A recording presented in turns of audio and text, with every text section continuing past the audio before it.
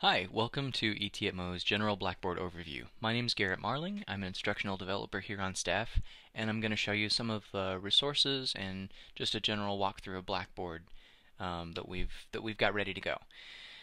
The first thing that I'd like to point out is courses.missouri.edu. This is our landing page for all Blackboard and ePortfolio and Clicker resource information. You can go here and bookmark this page. Feel free to put a bookmark here. A common mistake is bookmarking the actual Blackboard login page. That can change, particularly after an upgrade. That URL might not be the same. So it's a good place to put a bookmark here at Courses, because not only do you get a URL that is stable, but you also get these important announcements. If there is ever an outage, or there's an important thing we need to communicate, such as an upgrade that we did, and we might provide some a little cheat sheet here and there or something like that, and you wouldn't have access to that if you didn't come here. So Courses is really the place that we'd like to go. That said, there are some other resources that I'd like to point out, such as eLearning at Mizzou. eLearning.missouri.edu is a faculty-facing resource for teaching online, different pedagogical strategies that we can share. It's definitely a clearinghouse for some of that different sort of faculty-facing information that you might like. So that's a great resource to check out. Then there's always our department website, etatmo.missouri.edu is our department's website. And we have links to all sorts of resources there, the things that you might want to take a look at.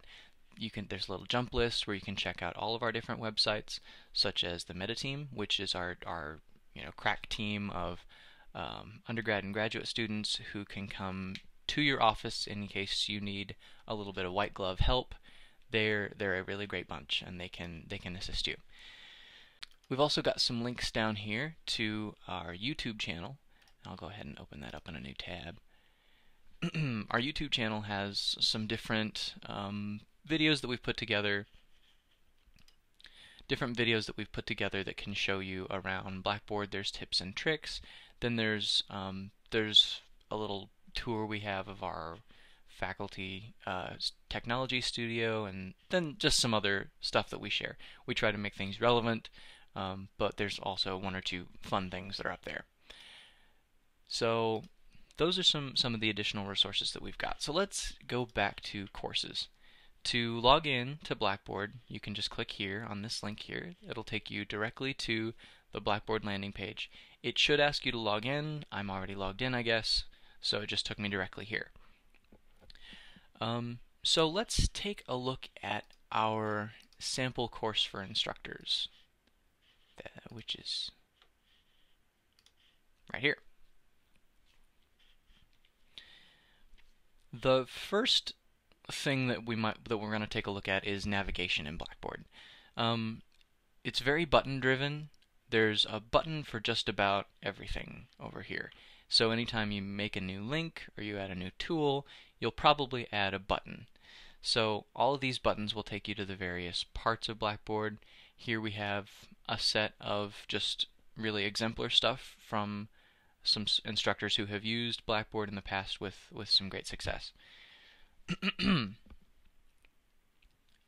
The tool that I'd like to point out that you might get the most mileage out of is the announcements tool.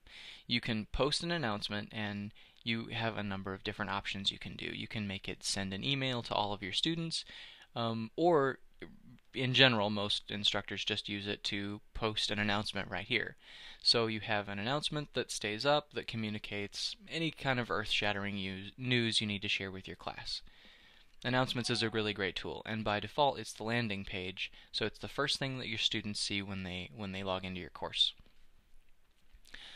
Something that was introduced new in Blackboard 9 is the Edit Mode button, and the Edit Mode button lets you turn off all of your editing capability, and that may not sound great, but it lets you see your course the way your students do.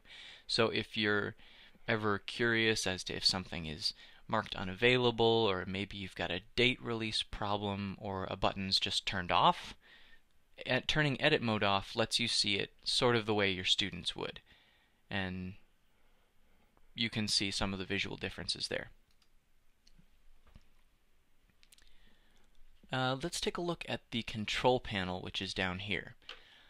The control panel is sort of a central locus of control for your whole Blackboard site. It's always down here on the lower left. We're going to go into some more depth on the control panel, not too much, but a little bit more in a subsequent video. Let's check out a blank course. Well, this is well, for our intents and purposes right now, this is a blank course. This is just copied over from a template that we use for all ImmyDirect Blackboard courses, and so it's pretty sparse.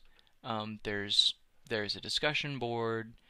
You can create forums in. There are some very standard resources that we include with things. There's a syllabus template. There's all sorts of stuff like that. The thing that I'd like to point out here is how we were talking about these buttons over on the left. Well, you can add a new button with this plus icon. When you mouse over that, you get a bunch of different choices. So if you want to, you can create a new content area. Anything that you dump stuff into, links, files that you want to upload, just generic items, or if you have a collection of folders that you'd like to put in there, you would need a content area. So let's create a new content area. We can call it anything we want. So I'll call it potatoes. And potatoes. The important thing to note here is the available to users checkbox. If that's cleared, then when you create your content area, it will not be available to users. So you want to make sure to check that if you want what's in your content area to be visible. There are situations where you would want it to not be visible. For instance, if you're working on developing something that you want to be camera ready before you let your students see it, that would be a good use of that. In this case, I'm going to leave it unchecked just so you get to see an effect that happens when something is not available to your users.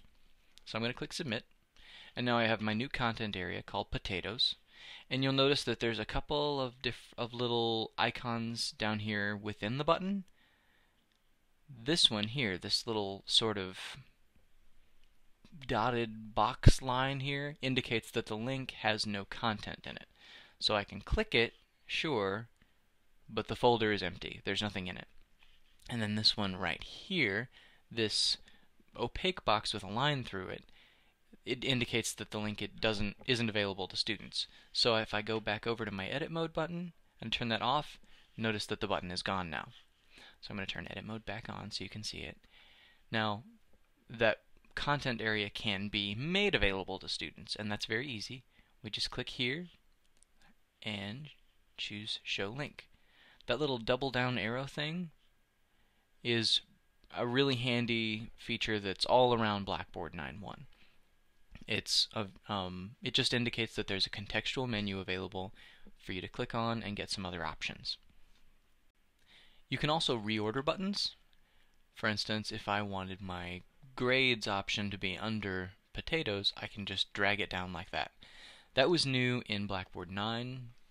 When I used to demonstrate that, I used to get some oohs and ahs from the audience because it used to be kind of a pain to have to reorder those buttons, but now it's pretty easy.